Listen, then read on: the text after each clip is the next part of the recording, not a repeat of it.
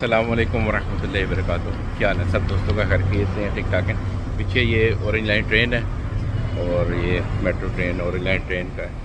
पीछे ये सर है और इस वक्त जो है फिरोजपुर रोड मेन पे खड़ा हूँ। ये 5 कनाल का प्लॉट है, मेन के ऊपर खड़ा हूँ। 5 कनाल का प्लॉट देख रहा हूँ। ये 5 कनाल का प्लॉट है मेन फिरोजपुर रोड के ऊपर। और ये मेन फिरोजपुर रोड है, वो ऊपर से मेट्रो बस जो है वो गुजरती है। बेहतरीन लोकेशन है, बेहतरीन प्लॉट है। अगर कोई लेना चाहे तो मुझसे फौरी रब्ता करे। वो सामने एमसीबी बैंक है, एमसीबी बैंक के बिल्कुल सामने, एमसीबी बैंक के बिल्कुल सामने। और ये फिरोजपुर रोड के ऊपर खड़ा हूँ मैं इस वक्त।